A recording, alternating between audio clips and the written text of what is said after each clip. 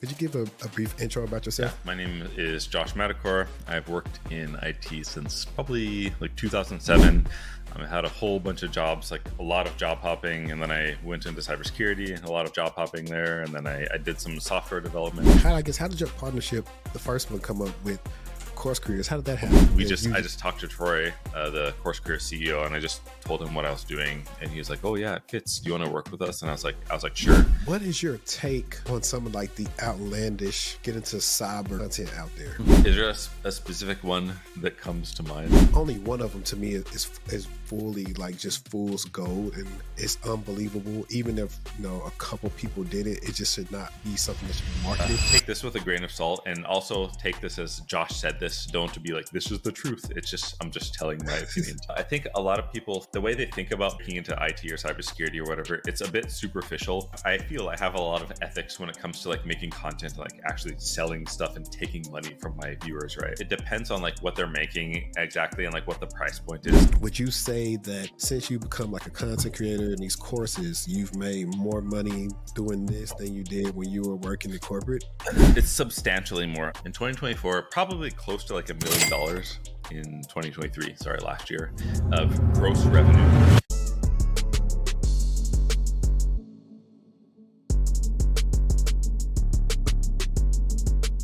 Welcome back to the TechTual Talk podcast, where I'm your host, HD, where we talk about everything from getting into cybersecurity to landing another job to how to just maneuver in corporate America.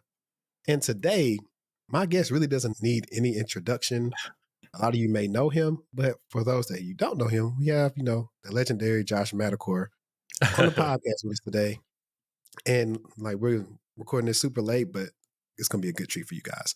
But if you're watching this on YouTube, you know what to do. Hit the thumbs up button, hit the bell icon to be notified when we're dropping our content. And if you're listening on Apple Podcasts, Spotify, or any other streaming platform, please leave us a review and follow the podcast. It helps us out in the podcast analytics. And last but not least, join the Patreon and support the show. But Josh, how you doing, man? Good. How are you? Thanks for meeting this late. I'm in Japan for people who are watching, and he accommodated me. So thank you so much. No, it's cool, man. I've been trying to, you probably don't know how long I've probably been trying to get in contact with you. It's been crazy. I've had like a couple of clients, and I think someone been in your Discord. And I was like, yes, I said, I'm going to eventually get to Josh eventually. Like I had some other ways that I could have gotten to you, but I always wanted it to be more organic with me actually talking to you versus a third party getting involved. And I feel like that's like the best way. I like to do that best when it comes to podcasting. So yeah, I appreciate it. Josh, I'm honored to be here. no, go ahead. No, I have like too many like email and too many DMs. But I think you emailed one of my emails, and I just responded to it normally, and we just set it up. So yeah, sorry about that. It's like, I know it's like hard to get in contact sometimes. No, it's cool. I mean, it was like certain times, like I think I would see you post something late on LinkedIn. It's like, oh, I might catch him on LinkedIn. He might be on LinkedIn at this time of night. So I would just try stuff like that, just different ways, trying the actual, social aspect of social media that a lot of people forget about. A lot of times it just goes into a straight question versus actually even interacting with one another. Yeah. But Josh, for the people who don't know who you are, could you give a brief intro about yourself? Yeah, my name is Josh Madakor. I've worked in IT since probably like 2007. I had a whole bunch of jobs, like a lot of job hopping, and then I went into cybersecurity and a lot of job hopping there, and then I did some software development, and I noticed that I was like really good at helping my friends and the people around me in real life or whatever get jobs. I was like, damn, I should just try to do this online. I'm sure I can at least help somebody. So that's kind of how I started YouTube in, I think it was like 2020. And then that it's kind of just gone since then. So I make a lot of content, just try to help people get into tech, IT, and cyber. That's cool. That's cool. So what was like your first IT job? My very first one, it was at the computer lab in a community college. I was sitting in the computer lab just like doing my work, and I seen people coming in and helping the other students, and I was like, damn, I can do that really well. So I just went and talked to the manager. It was like right next to me, and they ended up hiring me the following quarter. And then I kind of did the same thing. That was like a really part-time job. It was like $10 an hour at the time. But I eventually got hired full-time in that department. It's kind of like the same job, but it was full-time. And my first full-time job was like, it was like 49K a year or something like that. And then, yeah, that's kind of my first IT job. It was like a help desk lab assistant type thing. No, what's pretty funny is, so by the time this comes out, everyone has probably watched. I just did an episode with Sandra. I actually recorded with her earlier in the week, Oh, damn, and she really? said, yeah. So she said she had a similar job in college, working at, like, the lab and helping students out. And when I was in college, I worked in the College of Business with our IT department and going to help people out in the lab and stuff like that. So I was like, it's just funny how Mhm. so many people get started out in those ways, or at least like back then. I think it's a little bit different now. So I try Mhm. not to be too archaic in my approach to helping people get into cybersecurity. Yeah. So after, like, kind of like that first job, I do remember seeing some stuff about you also getting into like software engineering or something like that. Yeah. Yeah. A bit. Yeah. How was that? Like, what made you, I guess, get into that, and I guess what made you maybe stray from it? I think I'm just now realizing this. I have like some kind of weird ADHD that's in cycles, and I can't do the same thing for too long. So it was kind of the natural progression for me. I kind of knew how to code a bit early on, like all throughout my IT and cybersecurity, but I really polished my coding skill in like maybe 21 or 22. There was like a lot of tech YouTubers I was watching, like oh my gosh, what's his name? I can't remember. But a lot of tech YouTubers watching talking about their big salary in like software engineering. So I was like, I want to do that too. So I went back to WGU and got a comp sci bachelor's degree, like another bachelor's degree, and I like really polished my coding. And then I just applied to a bunch of jobs, and I got like a decent one as a contractor at Microsoft, doing automation for like a security related team. So that was pretty cool, and it really ties things together with like general IT and cybersecurity, and being able to code is like really it's really handy, I guess I could say, for my career, like both as an entrepreneur and like, working corporate. Yeah, definitely. Like, I think most companies don't say it, but those of us who know, when you kind of look at job descriptions, a lot of them, like, y'all are looking for software engineers, software developers that know something about cybersecurity. Like, I see it like all the time. I was like, you can't expect this person who's probably never coded or even scripted anything to know this stuff, but you can possibly expect, a software engineer or somebody to know that. And so it's kind of funny when I see that. So you're definitely looking for a unicorn. They exist, but I think that's becoming more the norm, because I'm seeing more people come from that software engineering background to kind of some hybrid ground into cybersecurity, because of kind of like that's what the demand is right now in the market. Yeah, Yeah, it's harder it's to harder to acquire those acquire. like software engineering skill. Like you said, it's a way easier to get those development skill and then learn security fundamentals than like the other way around. It's like a huge pain in the ass for me, at least. Right.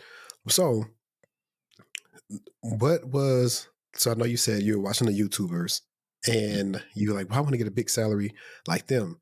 So I know you were previously making around, like, would just say 50K doing the first entry level job. And so what was Mhm. that jump being a Microsoft contractor? So I had a lot of jobs between then, but the software engineering contract I was doing at Microsoft, I was primarily coding in Python. That was 180K, like exactly base salary, and I didn't have like stock or anything because I was a contractor. So 180. Nice, nice. Were you like a W-2 contractor or Um, 1099? I think I was a 1099. I'm pretty sure I was 1099. Yeah. Okay. I only say that because now, like, I've also seen like a lot of companies be actually a little bit more open to contract and C2C work. So having, like, did you already have your company and stuff established at this time, or that comes a little bit later? I went. Gosh. Yeah, I established my company later. actually. Yeah, I went through like some third party Neil Analytics, or their Fractal now or something. But Okay, yeah. cool. Yeah, I know. Like for me, like I have all this stuff established now, so it's like different things that I could do within like my company just because I've set it up to where I can say, well, technically, I say I offer these services. So Mhm. that's pretty cool. So after that, you're doing software engineering, and then you say, okay, that's cool. But now that I see this next wave, so I guess when was the year that you decided to, I want to say like more so pivot into cybersecurity? Pivot into cyber. Right. So that was back in, I was living in Hawaii, and I think it was the very end of 2017 or beginning of 2018 when I got my first real like cybersecurity job that had cyber in the title. So it's 2018, 2017. Speaking of Hawaii, like how many places have you lived, man? It seems like you are like this nomad. Like you're always like traveling or something. Yeah, I am. I think that's another like ADHD thing of me, because I have the means to like be remote, which is intentional, by the way. But I've lived in a lot of places, but mostly just U.S., Japan, Thailand, and I just kind of like go between them. But I did live in Hawaii for a year, but that's like, I guess that's the U.S. So How, this is like I said, impromptu question because I told you before I didn't prepare questions. But how yeah. was Hawaii? Because I'm seeing some jobs that kind of want people to move to Hawaii to work there. hmm So Hawaii, it depends on your personality, because it can be like the best place ever, or it can like suck quite a bit. For me, it sucked, because we lived in Oahu, and I lived like in Waikiki, like the tourist area, and there's like always police every night and like super noisy. And then when I have to go to work, I would walk to work, just because the traffic is bad. But there's like so many like homeless, and like it's like quite dirty in Honolulu. So I just didn't have a great time there. But my partner at the time was, she likes the beach and stuff, and she was teaching diving, and she like really liked living there because she go and work in like kind of the rich area, in nature, and she liked it. But I was like in the city, and like those concrete jungle areas, it's like quite bad. Cool. So now we're around 2017, 2018 cyber job. And yeah, I think everybody's around the same. That's when I got my first like cybersecurity job, 2017. Nice.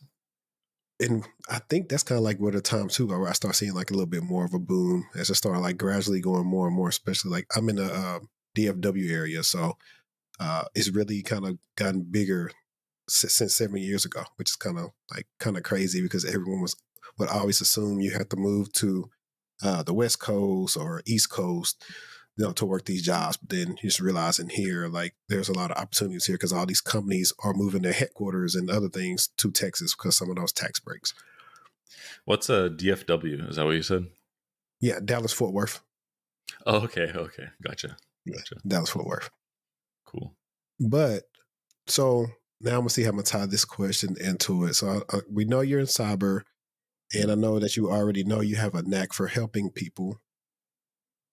And so I guess I'm trying to roll into like a little bit more about your cyber career. When did YouTube come into play? And then the also like just wanting to educate. Like were they kind of all lingering in your mind, or was it like a domino effect for everything? I knew I wanted to help people from, or try to like teach or something from before I went to Hawaii, because I actually had a math YouTube channel first, but it's like low key, like nobody knows about that. Um, but I was like, it takes forever to make videos, and I just like quit doing YouTube. But I made a few. Actually, I lied. I did make a few videos in Hawaii like really early on because I really wanted to do YouTube. Um, uh, Basically, I made like a couple videos on like how to hack Wi-Fi and how to like write a keylogger and stuff, and some of them are still there, and they got like a decent amount of views. So I was like, yeah, I want to do YouTube, but I didn't actually start until 2020. Like really start doing it till 2020. But in between like living in Hawaii and starting YouTube for real, I actually taught at a community college for a couple of quarters. I taught like a Windows Server class and a few cybersecurity topics, and it was kind of fun because I could interact with like the students in the class or whatever.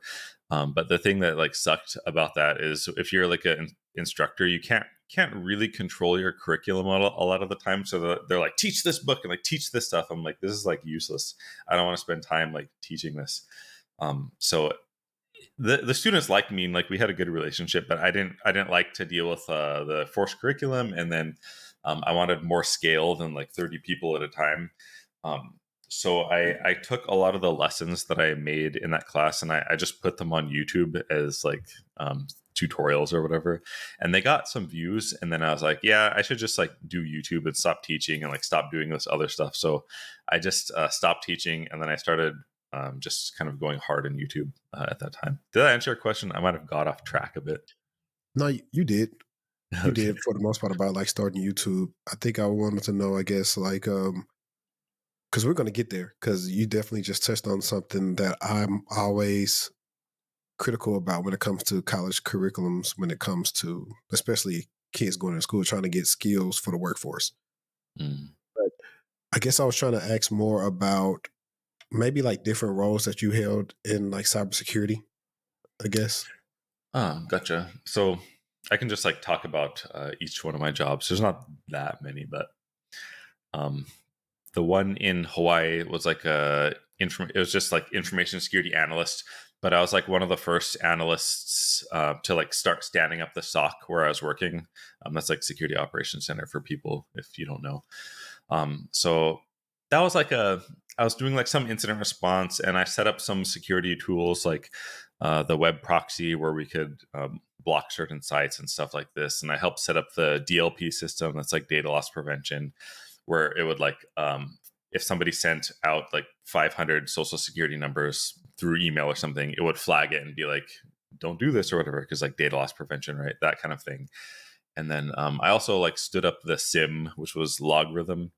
SIM stands for Security Information Event Management System. It's like a thing that you can aggregate all of your security logs and correlate stuff and see what's happening in your environment for people who don't know what that is.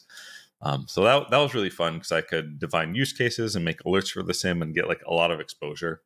And that was a cool job. And I worked there for about a year, and then I was like tired of living in Hawaii, so we just like quit and went back to the mainland. And then, gosh, where did I work? I worked some like short contracting job at Avanade, which was like mostly software engineering, to be honest. But after that, I got my next cybersecurity job. It was like a different contract at Microsoft. It was kind of like a security analyst in GRC mixed with program manager, like cybersecurity program manager, where we would work with different teams in Microsoft and like the CIS people, like the what is that center of like CS Central something Internet Security. I forget what that stands for. Like the CIS framework people, and then we would kind of build like a center for Internet Security, I think. And then we would build like controls like specific to Microsoft products, like and benchmarks. So like how to secure Microsoft Azure virtual machine, how to secure Key Vault, how to secure Azure storage account. And then we would make lists and then work with our kind of enterprise customers to see if they made sense. So basically we're like kind of building security controls for Azure. And that was like a lot of fun as well. And then eventually, I got a job at King County. It's like a local government in Seattle. I was like a senior information security engineer, but it was for the GRC side. And GRC stands for Governance, Risk, and Compliance. It's like a domain of cybersecurity for those who don't know. And in that job, we were just doing like risk assessments for if like a new project came through. So, for example, if you know how local government is, there's like a sheriff's office and like a community, whatever, human services for like, I don't know, and then like social services, like a bunch of different departments, like the court and stuff. And so basically, when those departments would do like some project, it would come to my desk. And then I would like look at the project, like what they were doing, and then I would evaluate it against a checklist and to try to figure out if they were storing any kind of like regulated data or something, and then make sure all the appropriate controls are in place. And then we would just kind of like make sure risk was reduced as much as possible before like letting the project, go through the pipeline to completion. So it was like a lot of security paperwork. After that job, I was like a vulnerability management program manager, also in the same local government. Vulnerability management is just like patching operating systems, network devices, and stuff like this, making sure like the organizational risk stays small, at least in terms of patching vulnerabilities and stuff on the assets. And then the pandemic hit, and I ended up quitting that job. And then a lot of stuff happened, but I ended up with the last cybersecurity job I had. It was like more software engineering, the contract at Microsoft, where I was doing like a lot of automation for the security team at Microsoft, and that's where I ended at 180K as a contractor. Nice, man. It seemed like you built I will say, it seemed like you built a good rapport with the folks at Microsoft. Yeah, and I'm glad that you say that, because that's really the play. Like you don't want to like rely on submitting like a ton of applications like every time you change jobs. It's really good to like treat people well at your job and try to make your manager's life as easy as like as good as possible and make their life easy in terms of work, and that's how you build like your connections without being like super social and like going to events and stuff. Just be like really nice to your boss, make their life easy, and then quit really gracefully and doing all those knowledge transfer. Because the last job I had at Microsoft, I was like interviewing at like Google and Amazon and Tenable and like these kind of big tech companies. But Microsoft, although I was a contractor, they just like hired me without even having an interview or anything. And they just gave me the salary that I asked for. Just just be nice to people and build your network. It helps a lot. Yeah, especially if people can vouch for your work and the things that you've done. It's on it's on wax. This person's name is on documentation somewhere, so that always makes it easier. I'm always I It depends on how the interview is going, but typically I'll ask, like, if I'm interviewing with the person that may be my direct manager or something, I may ask them like, hey, how could I make your job easier? I always ask them that question. And they always Yeah. love that question, and Yes. it helps out. That's a really good question. Yeah, Seriously. it's underrated, but it's simple, but it's effective. Yeah. So now it's like it's this time for the fun stuff, and I can tell you like straight up because I remember like one time you popped up on one of my videos, said, "Hey, it's me," because I was pretty much like doing the ad integration of I think like your course careers course. But Oh. I'm I'm a creator that I only really push things that I believe in that work. And so I've had, a lot of people or clients that have done whether it's the IT course or the cybersecurity course. Mm. And it leads to some great projects and to them getting interviews, eventually jobs. So that's why I push for it. And I really push for it because I think like 2 years ago, or whatever, I think it was a day I was working at home because at this time I was working at JP Morgan. But I think that particular Friday was the day I was remote. And I was like, you know what? Today's gonna be a day I'm gonna set up Sentinel because I've used QRadar, I've used Splunk, I've used ArcSight, I've used Kibana before. And I was like, let me do this lab by Josh Madakor because at that time it wasn't Microsoft Sentinel, it was Azure Sentinel. And I Oh saw yeah. how thorough it was and how good your information was at like teaching people and even updating some of the scripts and stuff. Because I believe by the time you made it, some of the scripts changed. And I was Mm. like, this is a thorough guy. And then I think I started going down the rabbit hole. That's when I found out you had these different courses and everything like that. And so that's when I started, of course, I was supposed to promote them, but I initially promote them because I know they do work. Oh, thank you. I So, appreciate you saying that. no, no doubt, no doubt. No, it's the truth. But so how did your partnership, the first one, come up with Course Careers? How did that happen? Did you just submit that you wanted to make an IT, fundamentals course, or did they reach out to you and say, "We like your style. Can you create something for us?" How did that come about? Yeah, so I was already making one by myself. I was like making it already. It was like well into it, and then I'm friends with Shane Hummus. He is like another YouTuber, and that guy is friends with Troy because Shane promotes Troy stuff. Troy's like the course career CEO, and they knew each other. And then Shane was like, "Oh, the course careers. Oh, you're making a course. So why don't you like talk to each other?" And then I was like, "All right." So I just talked to Troy, the course career CEO, and I just told him what I was doing, and he was like, "Oh yeah, it fits. Do you want to work with us?" And I was like, "Sure," because I don't know I don't really know the benefits or the implications of doing something like that. So I just like went into it being like, okay, I'm gonna like learn a lot of stuff, and it ended up being pretty okay. So it was just like an accident because I knew Shane, who knew Troy. So Cool. So, because we'll touch on your other course, the one that I probably push more after this, but and this probably be hard for you to probably come up with. But do you know, like, I guess off the top of your hand, like, I guess how many people maybe have said they've used your course in some sort of faction that is, helped them in there, like to get a start going from like no type of, IT background to now all of a sudden they have like some sort of entry level IT job. yeah, you mean like how many people in the course versus how many people like got a job or whatever? Yeah. Yeah. So I recently did analytics for this on the cybersecurity course, and I have like a whole video like completely breaking the whole thing down with like graphics and everything. So I guess look for that. It's just not out yet. I'll try to remember off the top of my head. So um, in the cybersecurity course, there's about 1,900 students who have like bought it or whatever, who have memberships. And you can kind of think about it like a funnel. I was really surprised when I looked at the analytics because you can see like the progress of like how many people have gone through the course. And so maybe at the top, like, there's like 1,900 people who bought it. And then like only like 700 people have completed like half of the course. And then only like 300 people have done the whole course. It's like really interesting like stats, which I wouldn't expect, but I guess it makes sense. And then I keep track of, or I try to keep track of when somebody mentions in Discord, like, oh, I have a staff that does this. I dedicated someone to do it, to like watch for people who like get jobs and then like interact with people and ask them so I can like gather them up or whatever. And when I made that video, I on my list that I seen in Discord who have gotten jobs was 60 people. So like the top of the funnel is 1,900 and then whatever, and then 60 people that I know of who have found jobs who have actually like told me about it.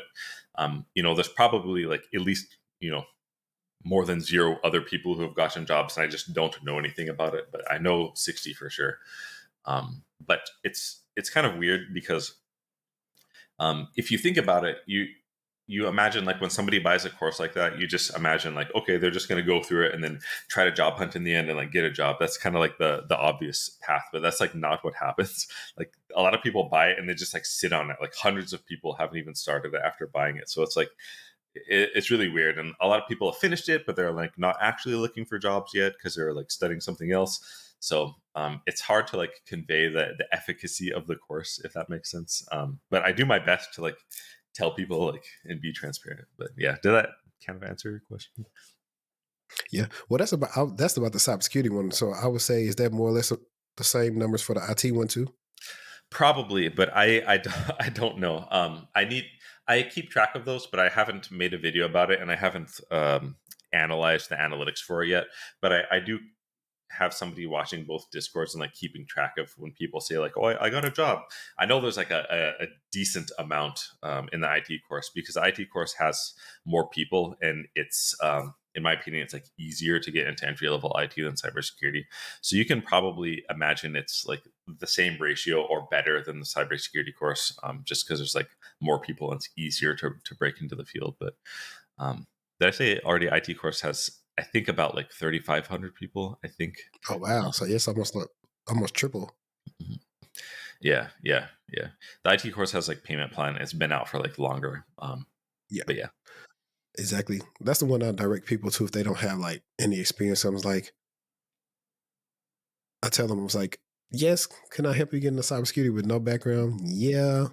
How hard it would be, maybe depend on you and other contributing factors. So I was like, you got to play the numbers game. And based on what I've seen on the job market, on top of the pros and the cons of 2020 to about 2022, of when everybody was just getting jobs to where companies have kind of snatched their power back with the return to office and hiring different ways and making interviews a little bit harder.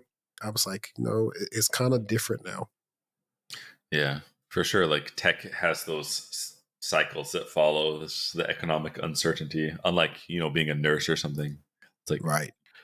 Yeah. And I've seen that firsthand in my own career of like, technically having a job, but due to business not getting it just because they're like, hey, we got to hold out on these funds until Q1. So, yeah. which is some of the things that people don't talk about. But one of the other things I want to touch on and just tell you, or is one, tell you, but two, also ask you, because people do this to me a lot. Some people don't like necessarily purchase like, my coaching services or anything like that, but they watch like a lot of my content. And so I've had people like recently, a guy reached out to me. He said, hey, I've been watching your content for the last 3 years. And I want to let you know I got my first, SOC analyst job, and I used to work like in a warehouse or whatever. So I like to say that you probably can't quantify it, but there's probably so many people that you help get jobs. They probably just haven't all told you. Yo, if you're looking for a way to start your cybersecurity career, then check out Josh Madakor's course at Level Careers. He has a great cybersecurity course, target for beginners, very affordable. And if you're familiar with Josh Madakor, he's also a brilliant YouTuber and puts out a lot of helpful content. So here are some of the reasons why you can choose cybersecurity: high demand, job security, competitive salary, work variety, and fulfilling work. The national average salary of an information security analyst is of $113,000. Overview of the course: theory introduction, security refresher, security frameworks, security regulations and standards, security operations signals. Then you have these great labs with Azure, logging and monitoring, Microsoft Signal, secure cloud configuration, content. So if you're interested in that course, click the link in my bio and use my code to get 10% off your course. So I would just say like that's another like measurement. Like that's kind of one of the things like I kind of talk about as well too, is like, I can't necessarily quantify all these people, but I do know like whether it's an introspective video or an interview like this, I always put it out with saying, hey, if it only reaches like one person, that person that's meant to reach, then it's like did its job. So that's one of the things I also try to look at when I'm making content, because you can't you can't make everybody happy. I've even seen some of the hecklers in your videos sometimes talking about he's only showing the success stories, and I'm like, who wouldn't What do like? you want me to? What do you want me? What's the alternative? I know that comment that you're saying. Yeah, I saw it when I was like, come on, bro. I like the thing is, and of course you're a course maker and you have your Discord, and there's probably some other things you do that, I don't know about. But I know for me, being a coach, I know right on from who I meet with, who's possibly going to be the most successful and who possibly is going to have like some trouble, but they'll eventually get there. It's all really still based on and contingent on that person. And a lot of people try to take their accountability off of it when they feel like they bought a service or a course. And so they try to shift it to you when, hey, I've already been in the industry. I made this stuff to actually help you, because to go get this information somewhere else, they would charge you triple, quadruple the price of what you're being charged here. Now it's on Yeah. you to at least take this information and springboard it into a career. Because that's one of the other things I talk about. I say, okay, cool. You bought, this course and you did all this and that. Number one, I tell people, the stuff you did while doing the course, still try to do it sometime every day because you're new to it and you'll forget it. And I say, okay, after that, see, based off the research and maybe what domain that you want to do, see how you can build off of the skills or add on to that sim environment you just made to keep your skills sharp and to kind of impress employers. So a lot of people are just stopping at, phase one, not realizing there are other phases they can go to, but they are not pushing themselves. They're thinking, okay, which I've never heard you say directly, if you do this course, you're going to get into cybersecurity. Oh But they'll yeah. say, well, I bought this course and I should get in. Or this person right here, they went from this and that, they got in, but maybe that person wasn't willing to put in, 100 applications a week or something, or whatever. When you don't have the experience, you are unfortunately playing a numbers game. I don't really agree with the spray and pray method, but it does happen to work for some people. Yeah. Yeah. Um, yeah, it depends on it depends on how good your resume is. Like if you have like a 10-10 resume, you might get, a callback or something after submitting 50 applications, but you have like some crap is wrong with it. You're using like columns and you're getting like filtered by the ATS. It's possible you can submit like 1,000 applications and like nothing happens, right? So it just, yeah. Yeah. Funny you said that. The latest talk of the town last week on Twitter, and we covered this like live on the podcast last week, was some guy tweeted that he got laid off in I think June of 2023, and I think they technically still don't have a job now. And since then, Damn. they have applied to 493 jobs, and haven't gotten any offers or any like hitbacks or anything like that. And so Bees commented on it and said, "Well, that's only 10 a week. You really weren't applying enough." She said, "If possible, I tell the people in my courses to apply to 10 a day if you can." And that kind of that everybody like had their own opinion on that. While I don't agree, like I said, to apply for a lot, I do believe if you only were applying to 10 per week, then that may not be enough for you. And if you're going through that many, I mean, of course, bad resume, and you might not have a lot of skills. You might not be a marketable person in this market. And that's, I think, a lot of people are not doing.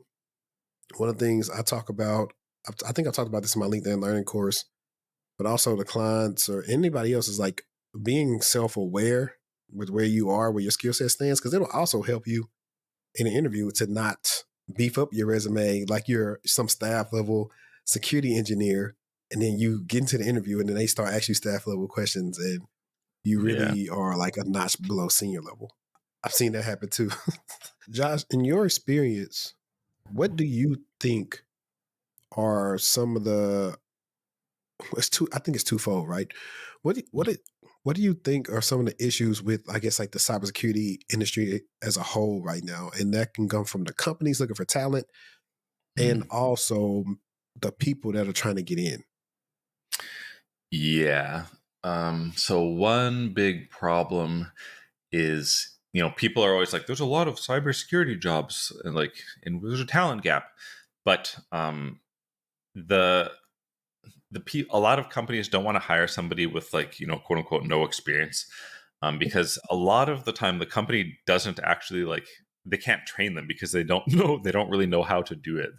They want somebody that can already at least do some stuff and figure some stuff out. So that's kind of the problem. Because like they don't want to train new people, so you have to like train yourself in terms of like the people trying to get into the industry. You have to train yourself up with like a lot of repetitive like hands-on stuff and a lot of effort and study, and you have to like have something tangible to show for it. Remember, it's just like you have to basically manipulate people into hiring you, like convey to them, if you want to say it in a positive way, like make them believe that you know what you're doing and that you've done similar XYZ things before. Because if you don't have any actual experience and you don't have anything like tangible, like a portfolio, it's, your chances are like way less likely, I guess, than somebody who has something to show like what you actually did. So I guess to summarize problems, companies don't want to hire new people because they don't know how to train them at all, and the new people don't have experience and they don't have anything tangible. That's kind of like the gap I'm feeling with my like content in my course and stuff, if that makes sense. Yeah, no, I agree. And I think, what was it, last year or whatever year it was, I actually made a video to debunk like the entry level or all these jobs they say exist. When I went on CyberSeek and I was showing them that, hey, they're kind of lumping all these other jobs up as being cybersecurity jobs when they have aspects of cybersecurity, but it's not a pure cybersecurity job. So it's like Mm. that is another reason why the numbers are a bit inflated. And you're right. I remember I've told people plenty of times, I said, I can't really tell you the last time I was actually trained. Like once they bring you to senior level or above, they expect you within a week or two to just hit the ground running. So there is no training. And like one of the things I've been talking to clients with now, because pretty much also my specialty is like helping people get on the blue team. So IR, SOC analyst stuff, I'm the go-to guy for that. I've Mm. been telling them, say, okay, cool. Even if you're interviewing for this entry level role, I'm going to help you seem like you are a tier 2 or tier 3 because you're going to have to really wow them in order to get this nod. And my latest client will start Monday with his job from Yahoo. They specifically said, hey, you outperform your resume. Oh wow. And so Damn. that is the goal too. It's like you said, like you may not have the best resume, but if you can really market and sell yourself in that interview, Mhm. that's really all that counts. It kind of goes back to what we were talking about earlier. So, and that's the hard part. A lot of people don't know how to interview. It is tough to expect somebody. especially somebody that doesn't have a lot of experience, to just come in and interview well. And knowing that sometimes the interviewers are going to ask them questions that they possibly don't know or don't even know how to prepare for what they may be asked. Like that's, I wish interviews would have like, I'm not gonna say should have a study guide, but it should be something to where you can at least know a little bit of what they'll actually about if it's related to the job versus stuff that really doesn't matter. Yeah. Yeah, I agree. I have like some strategy to try to help people deal with that involves like, the job description in ChatGPT. But Yeah. yeah, I agree. Yeah. My simple formula for the blue team stuff is like whether there have been questions I've been asked in interviews or whatever, like, cause they're pinned to my LinkedIn, but they're Mhm. just scenario questions. And I tell all clients that come to me and say, oh, I want to be a SOC analyst. I say, well, go try that, those questions and see how you do. And sometimes it's like, well, I don't know this answer or whatever. I said, check it out. When you're working in a SOC or IR, every alert that fires, you're not going to know what it does. You're going to Mhm. have to use, matter of fact, tell them in an interview, I would Google, this file path or see what it is. Cause they're going to say, good. That's what I would do too. But I was like, Mhm. don't answer them. Cause I was like, the goal of this is to show you how to think. And that's like the hardest part of that. It's like taking that switch off and just learning how to analyze it and being able to decipher, is it malicious or is it not? And when they escalate and when they're not, and being concise in what you do, like those are the things that they're looking for. And if you can get that, you'll do good on pretty much most, entry to mid-level SOC roles, at least the interviews. Nice. Yeah. But now I want to get into like some fun stuff about, I guess, when did you know like you made it on YouTube, I guess? Like Yeah, when people start hating on me and like leaving hate comments, they're like completely unfounded in my opinion. I was like, okay, I made it already. These people hate me for no reason. yeah, I think that's the fun stuff for me. For me, I have fun with it as long as like it's not something that like I don't really take them people too serious because most of them don't even have a real picture. So I'm just like, whatever. You just hide behind the keyboard. But I guess what was what was the video, I guess, that really took off your channel? um Oddly enough, it was like the first video I made when I seriously started doing YouTube. It was just about how to finish WGU fast. And it didn't take off right away. It was like way later. And it was one of those like really big parabolic curves, that happen over like a few months. I don't know if you've seen those in the analytics, but it was probably Yeah, that I've video. seen it before. Yeah. It shocks me sometimes too. That's kind of another reason why I'm not always so fixated on like the first day because I was like, it could be anything that happens, and then all of a sudden a video would just start like getting looked at like crazy. Yeah. Unless now, sometimes I try to drop stuff at the right time, and it just works out based on like everything that I'm seeing on YouTube search versus the stuff I know people are searching. So I try to do that sometimes to play with the SEO and see like how that goes just from a searchable term and what people like to look at. So Yeah. um, That's smart. I do that. So now you are a full time. Are you just full time content creator, or are you doing like some other stuff that you're leveraging your business with? What's going on with you? Yeah, I have a bunch of projects. So I have like a team of people. By the way, I have 10 employees, 4 Japanese, and then I think 6 Filipino. No, 5 Filipino, and like a American, another American. So basically, we have like our normal content pipeline. We release like 3 videos per week. We're really far ahead on that now. So I'm kind of focusing on I'm building out like a practice exam questions like test banks for all of the WGU cybersecurity certifications you have to get for that degree and then some. So we're building out a lot of those practice questions. Madakor.tech/exams. I'm working on that, and then I'm working on another project. I'm gonna make a school community where I interact with like bi-weekly or something, and we'll do like a live Q&A couple times a month. And then the courses on that platform are going to be vulnerability management centric. So I acquired Tenable already, like the enterprise licenses for Tenable, like the actual platform. And then I got like Azure tenant, and I'm going to have the students practice vulnerability management using the Azure platform, and then Tenable. So I'm still building that. All the architecture and stuff is set up. I'm just like recording the rest of the whatever videos for the course, and that's pretty much it. I'm thinking about trying to get into like government contracting and becoming like a staffing agency, because that's kind of the logical next thing for me to do, because I'm creating a bunch of cybersecurity and IT talent. So it would be useful for me to direct them to a government job or something like this. So, but that's not too deep. I'm just like thinking about it. But yeah, that's pretty much all I'm doing. No, it's cool because it's kind of some of the things that I want to do eventually, to where maybe it's not staffing, but maybe I get my own contracts and I can hire former clients that I know I've technically trained to do the role and they can do it. So that's Yeah, pretty cool. Now, you could plead the fifth to this question or not, sure. but have you ever, I guess, what is your take on some of like the outlandish get into cyber content out there? Is there a specific one that comes to mind? There are a lot. Well, they're not a lot, but there are a couple, right?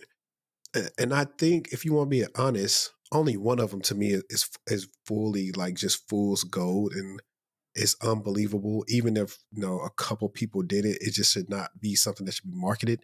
And that Mm-hmm. particular one is about trying to tell people who can go from nothing to getting into GRC in 45 days. Now, I just will stand on like my square and say I don't believe you, because it's just impossible to think a company wants to hire somebody unless they're doing some other things that the showcase that this person has like these type of skill sets. I don't believe it. Yeah. So I think take this with a grain of salt, and also take this as Josh said this. Don't to be like this is the truth. It's just I'm just telling my opinion to you and the audience. But I think a lot of people don't. The way they think about breaking into IT or cybersecurity or whatever, it's a bit superficial, and it's not very holistic, I guess. Um, like I don't know. It also I feel I have a lot of ethics when it comes to like making content, like actually selling stuff and taking money from my viewers, right? So it depends on like what they're making exactly, and like what the price point is. So for example, if someone's selling something for like $10,000 and like you can get into GRC in 45 days, that's I don't think that's ethical, and I don't think that's like even something that you should be doing or saying. I don't even say anything like that at all. And Right. my course is it's like $500, right? And I say, if you go through this and implement it properly, your chances will greatly increase, but I can't guarantee anything. And as soon as somebody like guarantees something, it's like automatically a scam, to be honest, because you can't control the economic climate. You can't control how the student is going to execute. There's like too many stuff that you don't know about to like make those claims. But yeah, it just depends on how expensive something is. Like if that GRC 40, I don't know who that is, by the way, for the record, but if that GRC Yeah, he doesn't know. 45 Like day, these, was that? yeah, these people remain anonymous. That way, it can always be on me if somebody knows who it is. They'll probably say, honestly, I will probably tell you like after this is offline, but people always say certain creators' names in my comments when I make comments about stuff, and I'm like, that's y'all saying that, but it's not me. Yeah, But yeah. audience, I do want to let you know that Josh is an example of having good content and good courses will still help you be successful, and how Josh is not necessarily, because I'm pretty sure you have the means to go get the nicest car you want to, and whether you go buy a house or rent a house and market like a lifestyle versus just like the knowledge needed. Josh is a good example of that. It doesn't take all that to help people. And I think that's one of the psychology things that plays on people in need is, oh, cool. I want the nice car. I want the nice girl on my arm. I want of course, the American dream, the house with the picket fence and all that stuff. But the, Mhm. the deal is people just aren't being realists. Like people don't. I know you said you had a math channel, so I thought about like the math channel, and we thinking about like probability. So even looking at the probability of, making six figures like in your first job, let Mm, alone how much it even takes to actually afford a house nowadays, or all this other stuff, or the probability of getting a six figure cybersecurity job. So that's even another layer. So it's like all these different things, and there are people that works for, but we don't talk about the minority. We talk about the majority, and when people kind of go through some of those things of like spending like excess a lot of money before they do their due diligence or because they've been had, it actually mhm. makes it harder for the people who want to like do something honest and help people with their content. It makes it that much tougher on you. Because I run into a lot of people, I spent money on all these services and, yada, yada, yada, and then nothing happened. I was like, well, I got free content out there, but I was like, unfortunately, like you guys don't listen to the people that are telling you, hey, go vet, these people or get somebody in the industry to look at some of their, their course curriculum type of stuff and kind of go from there versus just, signing your life away. Like, so, like you said, some of this stuff costs as much as a full year in college on campus, room and board Yeah. included. Yeah. Damn. Yeah. Yeah. I know. It's It's a lot. bunkers. Yeah. Definitely research, Google, at least Google the person before you buy their course. Yeah. Some of these people even got Reddits about them. That's all I'm Oh, going to yeah. say right there. But okay, Josh, this will be a cool one. What's something that the audience, nor probably YouTube, knows about you That they do know about me. that they don't know? Like something like nobody knows, like some like random fact Uh, about you. okay. I have a few. Well, they might know. I lived in my car for during the pandemic. I think when was that? Like February 2022 for 6 months. I lived in my Tesla, which I don't have anymore. I sold it to my family friend last week, but I lived in that for 6 months to like fix my mental health. It was like all messed up, and I sold my house and got rid of like all my stuff. And I just like lived in the car, and I would just go to the beach and like work for my car. A lot of people probably don't know that. Um, I don't know if that's like interesting enough. I I'm mean, I very think it weird. is because I mean that can start a whole different conversation because there are the people that like go get these vans and they're like a nomads and like they'll fix their van up so they'll like sleep in it and all this other stuff. And I think that's cool. I think it's like it's some type of metaphor of pretty much kind of like building yourself up from zero, like pretty much kind of like just wanting to start back at zero and like just getting rid of everything and maybe remind you of something and then doing that 180. So no, I think Yeah, that definitely is interesting because it may be somebody like I said who watches this and like, hey, that was me. Oh, okay, he did it. So I'm doing something that's not uncommon. People are probably looking at me a certain way, but no, I'm looking out for myself, and that's what I'll probably tell people. Like, just look out for you. You're the only person that's going to care about yourself like you do. yeah, and it surprisingly helped a lot. So, and it's something I've always wanted to do. So, if you feel like you want to do something crazy like that, it might not be as crazy as you think, and it might help you more than you think too. Yeah, I am interested to see. I guess like, did you like go put like your clothes and stuff in storage or? I just what did I have? I had one box I think I gave to a family member, and then the rest of the stuff I just like give it away.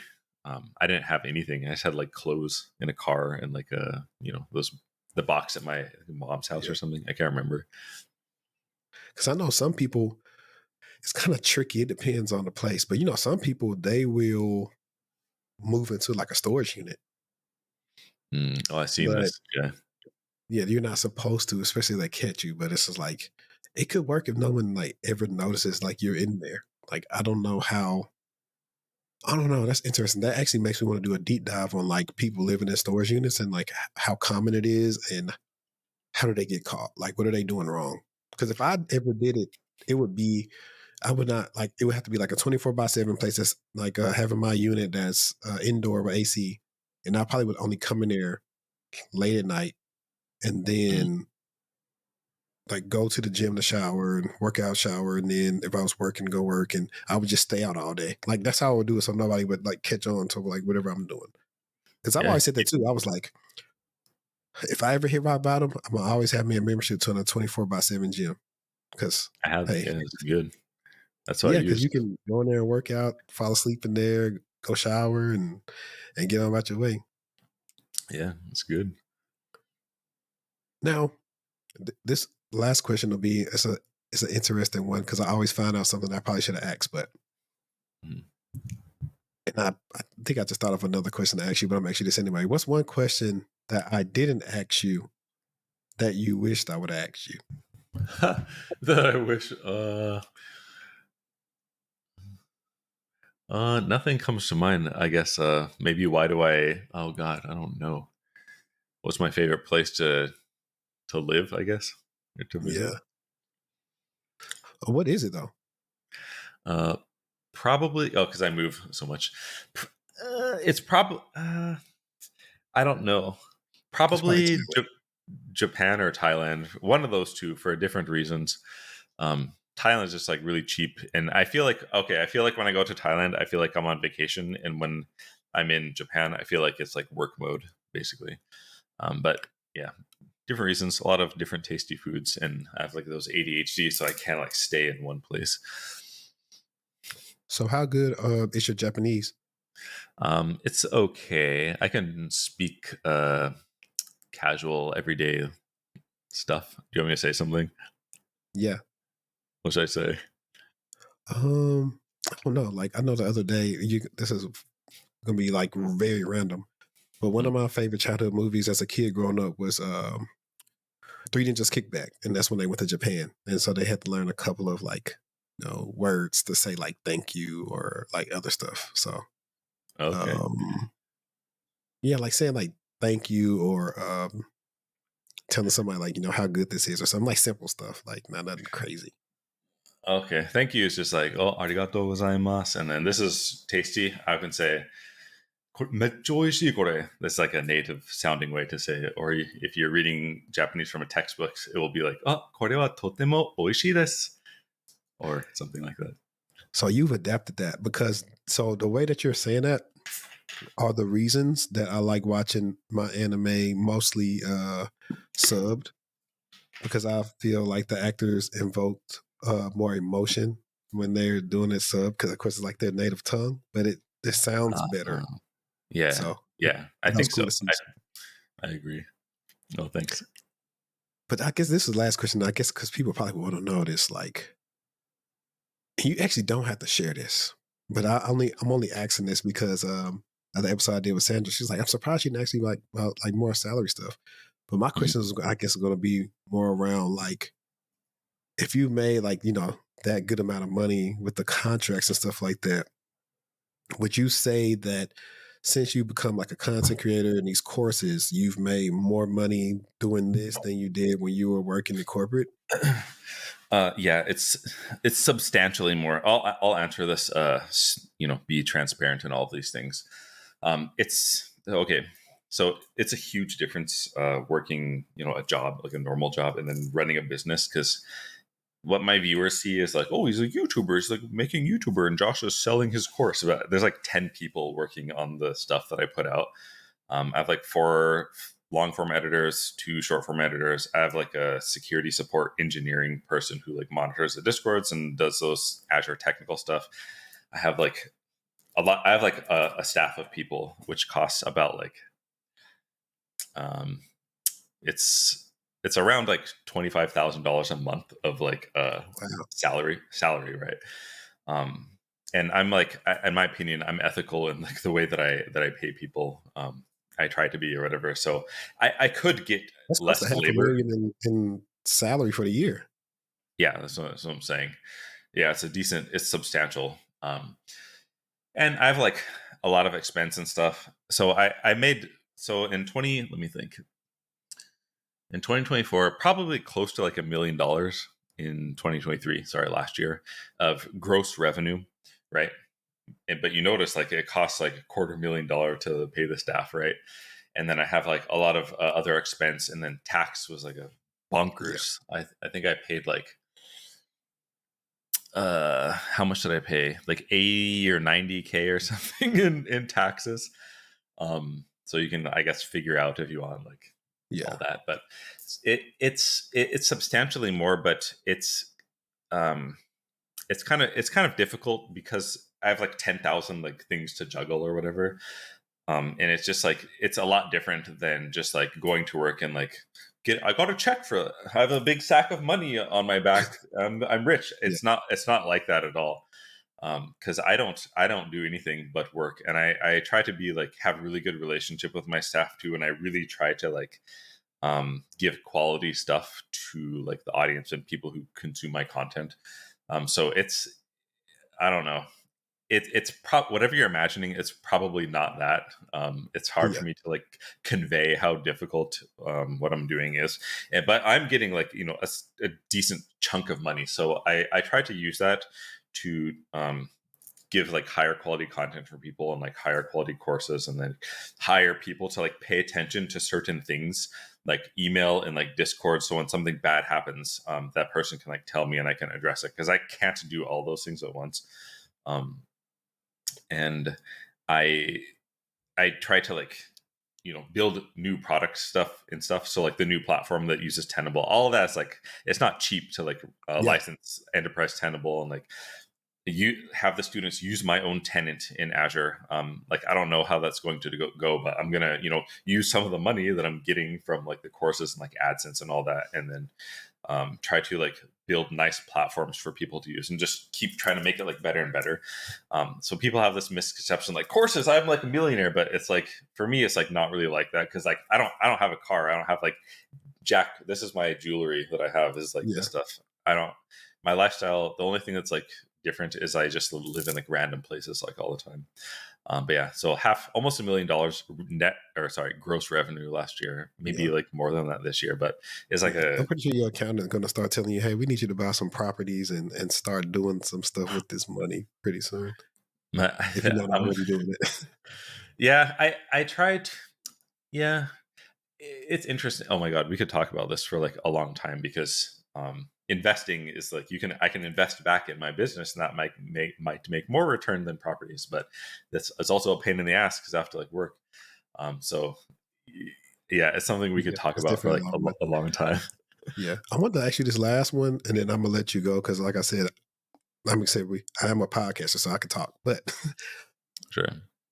I'm a person, I've been really staunch on using Slack, but the only problem is the pro and the con is for all the extra stuff I like to do that I want to do with Slack, they want me to pay for it. Of course, it is secure. Well, I feel like it is more secure than Discord based on some of the things I see transpiring around Discord. Hmm. Would you advise me to make the switch to Discord or stick with Slack?